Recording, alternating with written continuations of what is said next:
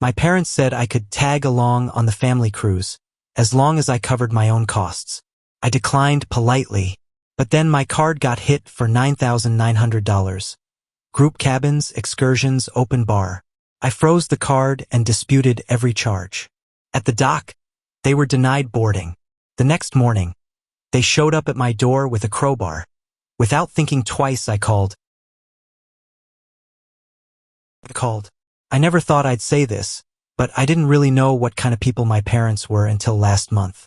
I always figured they were difficult, self-centered, and maybe a little delusional, but I didn't think they were this. It started with what seemed like a harmless conversation. My mom called to tell me about a big family cruise they were planning. A group package, 7 nights, Caribbean, cabins next to each other, open bar, a few excursions, the works. Sounded expensive, and it was. She told me I was welcome to come if I paid my own way. You're a grown man. You make decent money. It's time you showed some generosity. I politely declined. I told them I had savings goals. I wasn't about to drop 10 grand on a floating buffet with people who've never respected my choices. They've always looked down on me because I don't throw cash around like confetti. I live below my means. I've been saving up for a house. Every dollar counts. They've never understood that they call me tight-fisted, difficult, cold. What they really meant was I don't let them use me. A week before the cruise, everything was quiet. Too quiet. No guilt trips. No jabs. It was almost suspicious. Then 2 days before the ship was set to leave, I was reviewing my credit card statement and nearly dropped my phone.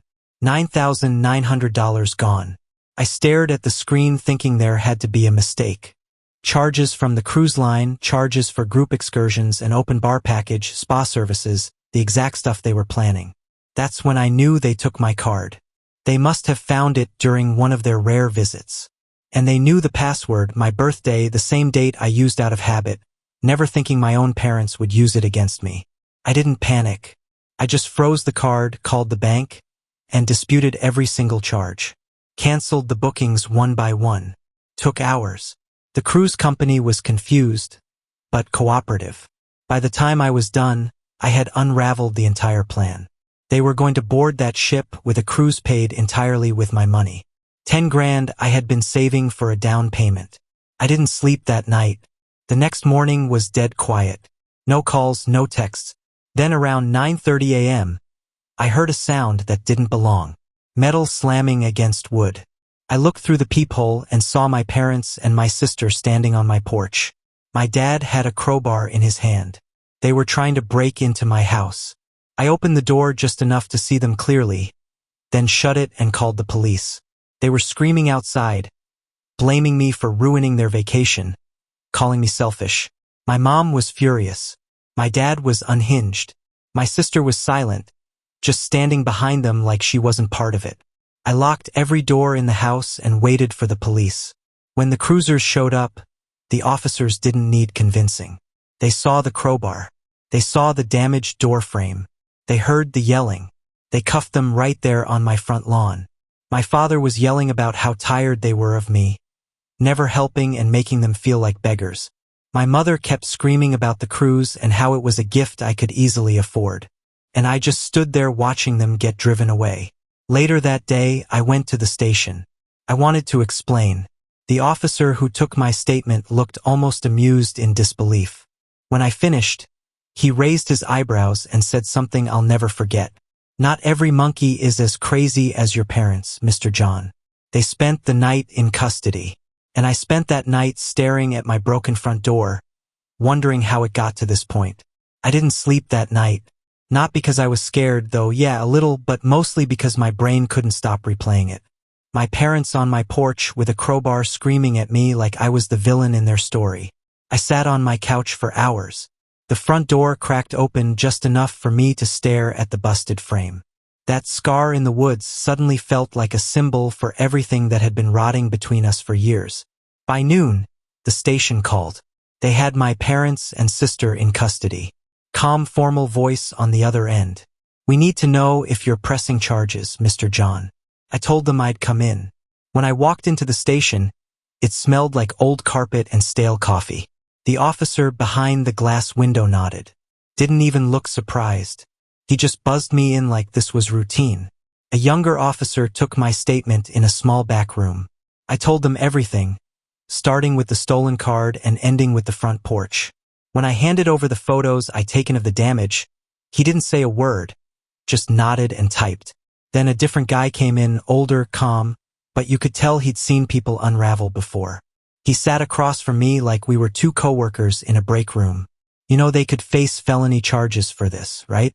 Breaking and entering with intent. Unauthorized use of a financial instrument. That's not petty. I nodded. I didn't know what else to do. Then he said something that snapped me out of it. I've seen all kinds. Family drama, holiday blow-ups, inheritance fights. But not every monkey is as crazy as your parents, Mr. John. It didn't even feel like a joke. Felt like a warning. I asked him if they said anything after the arrest. He told me my father claimed it was a misunderstanding. Said they were trying to settle things like a family, that I owed them that much. My mother apparently broke down in tears and said I had ruined their once-in-a-lifetime vacation and humiliated them in front of their friends. My sister told them they thought I wasn't home and just wanted to leave a message with a crowbar. I sat there for a long time before saying anything. I told him I didn't want to press charges.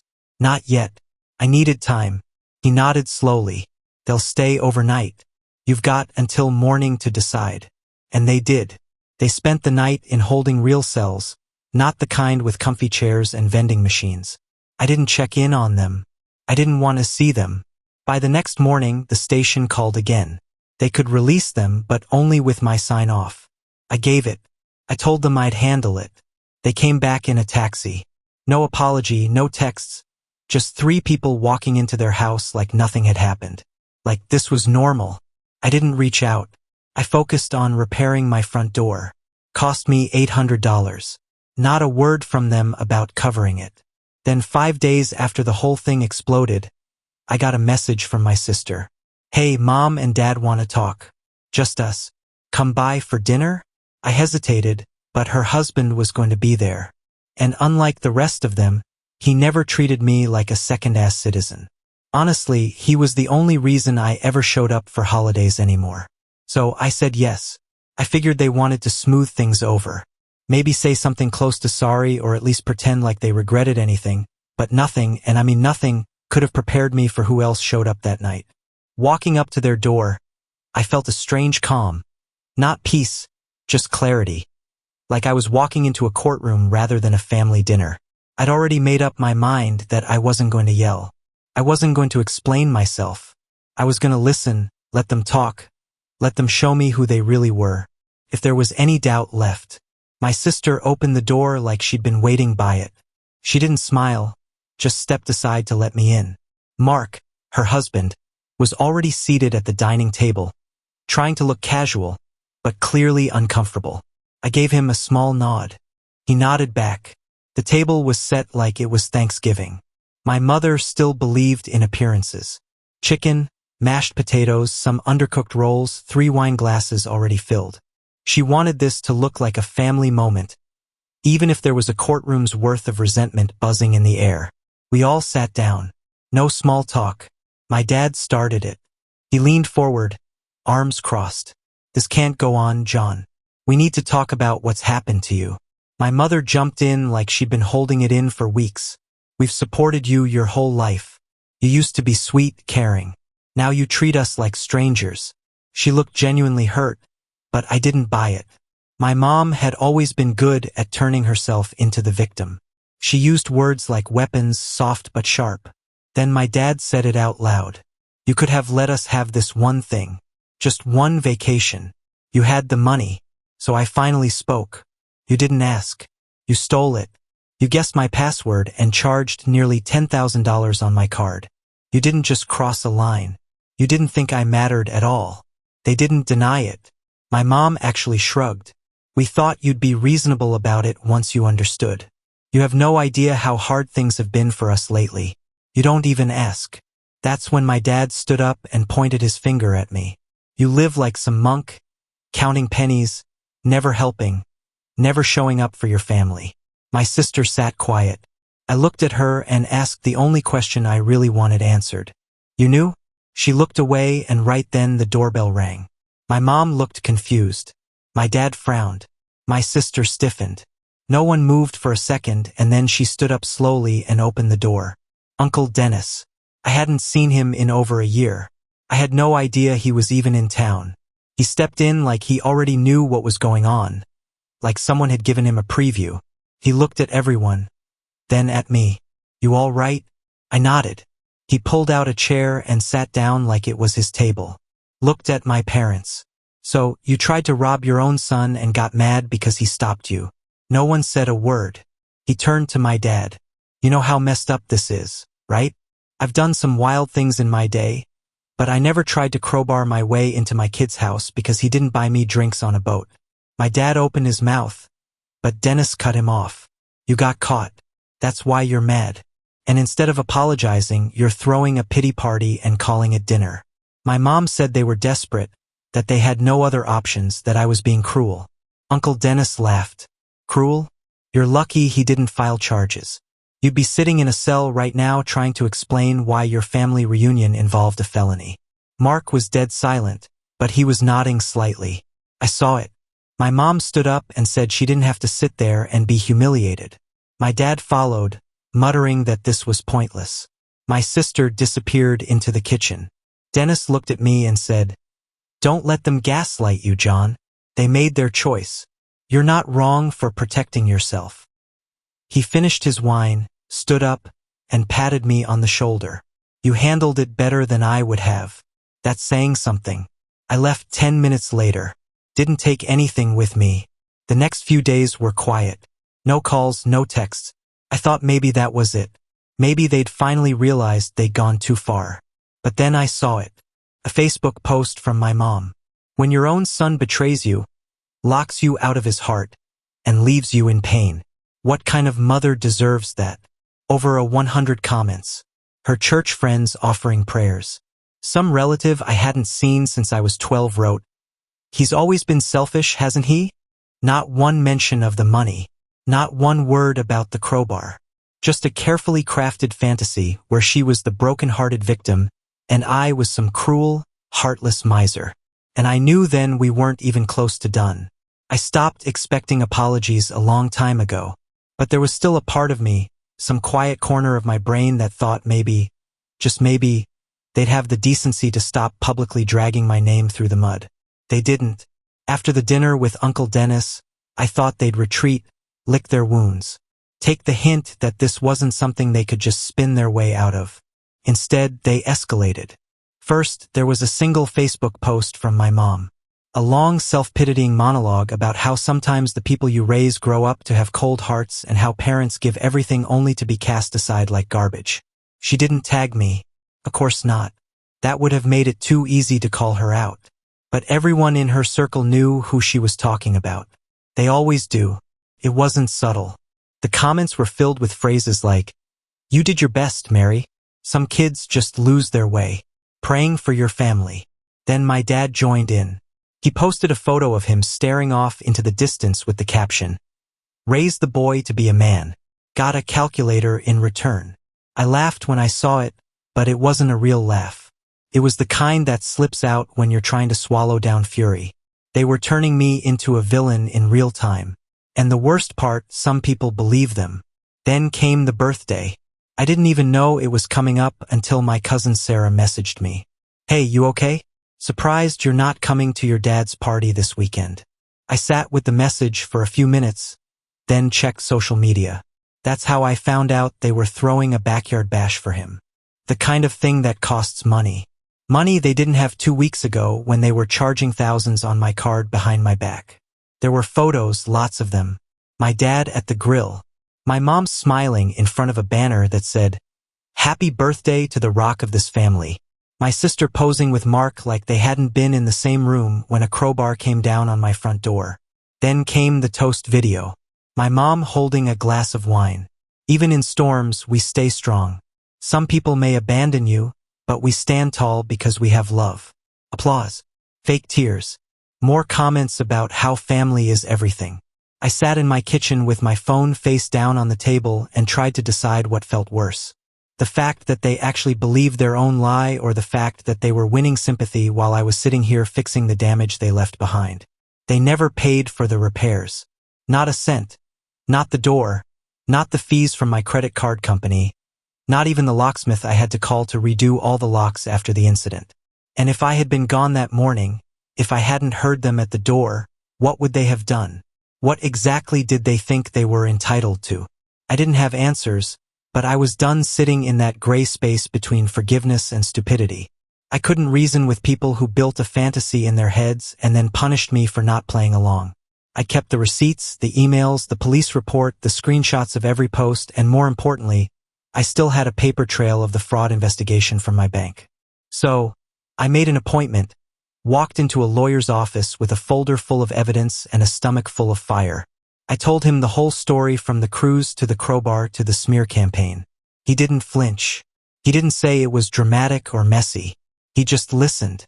When I was done, he looked over the paperwork again, then leaned back and said something simple. They cost you 10 grand, emotional distress, and tried to break into your home. This isn't just a family issue anymore. This is civil and maybe even criminal. If you want to pursue compensation, we can go after them for real. I didn't decide right then, but something shifted in that office. The kind of clarity you don't come back from. They thought they didn't have to give the money back. That they twisted the story well enough to avoid consequences. That I'd do what I always did. Stay quiet, keep the peace, walk away. They were wrong. I wasn't done yet. There was no dramatic music playing when I signed the papers. No sense of triumph. It felt cold, procedural, but it was the first time in a long while that I felt like I had control again. The lawsuit was straightforward. Theft of funds, property damage, emotional distress. My lawyer added everything we had, photos, records, police documentation, and a timeline that made their actions impossible to explain away. They didn't see it coming. I imagine the moment they were handed the court notice. Maybe my dad pacing, shouting about betrayal. My mom sobbing dramatically, asking what kind of son would do this. I wasn't there for it, but I didn't need to be. I'd seen the act before. A day later, my sister texted me. Are you really suing mom and dad? No. Hello. No apology, just straight to disbelief. I didn't respond. A few hours later, my dad posted another vague, dill-wrenched status on Facebook. You raise a son. You give him everything. And one day he turns around and puts a knife in your back. That's the thanks we get. That post got over 200 likes. Their Facebook friends flooded the comments with prayers, sympathy, and open hostility toward me. One distant relative even commented, "Don't worry, God sees everything. He'll punish him." They had weaponized pity, and it worked. They were playing the long-suffering parents abandoned by their cold, selfish son. And still, not a single one of them mentioned the money. No one asked why I might sue my own parents. No one mentioned the broken door, the crowbar, the stolen card, just silence on that part. But something shifted a few days later. Their lawyer called mine. He sounded tired, like he already knew he was losing. They're willing to settle, he said. If your client agrees to drop the emotional distress portion, they'll pay back the full amount. My lawyer looked at me. I didn't even hesitate. Tell them it's $20,000 full repayment plus damages and legal costs, or we go to court and drag the whole truth out in front of a judge. He smiled slightly and said he'd deliver the message. I didn't sleep that night. Not because I was worried. I was done worrying. It was something else. A kind of grief, I guess. Not for what I lost, but for the illusion I'd carried around for years. The idea that maybe they were still family somewhere under all that manipulation. They weren't. The next day, they agreed. The payment cleared within a week. $10,000 refunded. $10,000 more in settlement. $20,000 wired to my account. And just like that, their entire narrative collapsed. My dad deleted every Facebook post from the past 2 months. My mom deactivated her account completely. The comments disappeared. The sympathy dried up. They weren't the victims anymore, just two people who got caught and had to pay. The silence from them was deafening. Mark texted me once. I just want to say I respect you for what you did. I'm sorry it ever got that far. I didn't ask what side my sister landed on. I didn't want to know. A few days later, I got the last communication I'll probably ever receive from my parents. An email, 2 short lines. Hope you're happy now. Don't ever contact us again. No signature, no names, just that. I stared at it for a few minutes, then archived it. I never replied. They'd been cutting me off for years in every way that mattered.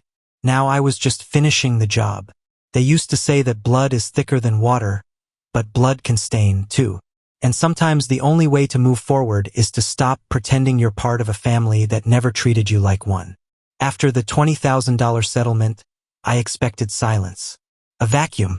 The kind that only comes when people have finally realized the fight is over. But my parents, they never took silence as a cue to reflect. They took it as a strategy shift. It started with the Facebook whisper campaign, private posts, old family friends, vague sob stories, no names, just enough breadcrumbs that everyone could figure out who the monster was. He sued us. He wanted revenge. We were only trying to bring the family together. They never mentioned the crowbar, the broken door, the 10 grand charge to my card. None of that made the narrative the birthday party I wasn't invited to. Suddenly, in their version, I refused to show up and left them heartbroken. According to them, they had forgiven everything and were ready to move forward.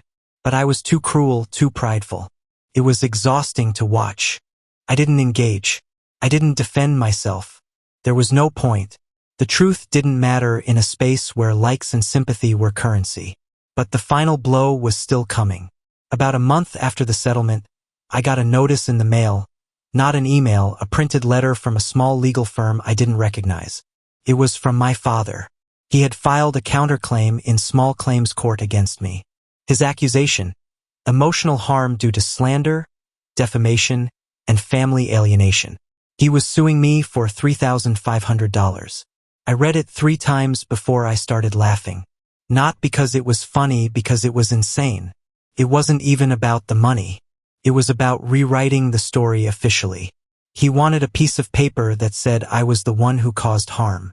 He wanted something he could show around and say, "See, I was the victim." I forwarded it to my lawyer. He asked me one question: want to destroy this or dismiss it? I chose to destroy it. We gathered every record. The police report, the fraud report, photos of the door, the settlement they had already signed, and something else. Something I hadn't planned to use. It was a voicemail from the day after they broke into my house. My mom had left it by accident. She must have thought she hung up, but it kept recording. In the background, I could hear her voice clear as day, saying, "He's going to ruin everything if he talks. We should have waited until he was gone." It was short, but it was gold. When we walked into court, they were shocked to see me with an attorney. My dad wore a smug expression until we played the voicemail. He turned red, then white, then completely silent. The judge didn't even let it drag on. Case dismissed. His claim was denied on the spot. My lawyer asked for sanctions. The judge granted it. My dad now owed me $750 for wasting the court's time. That's how it ended. Not with a fight, not with a dramatic apology, but with a debt, a humiliated man in a wrinkled polo shirt, and the last shreds of his pride being taken apart in a courtroom by his own words. After that, it all stopped. The Facebook posts vanished. The comments dried up. The whispers died. Even my sister, who had been mostly silent through all of it, unfriended me on everything and blocked my number. Mark, her husband, sent one last text. "You were right about them. I just didn't want to believe it. For what it's worth, I hope you're okay." And I am. I've moved. Quiet little town. Got a new job, better pay. I even found a place with a small backyard. Nothing big, but enough for a fire pit and some peace. The door to my house doesn't creak when it closes. The locks are solid. My life is finally mine. But sometimes I think about that voicemail that they were in my house plotting, thinking I wasn't home. And it hits me not how close they came to stealing more, but how long they'd been planning it. It wasn't about the cruise. It wasn't about one vacation. It was about control. About using guilt, history, and family as currency. They didn't think I'd ever fight back. And now they're offended. Offended that I stood up. Offended that I won. Offended that I dared to stop pretending they were good people who just made bad choices. I don't feel guilty. I don't feel sad.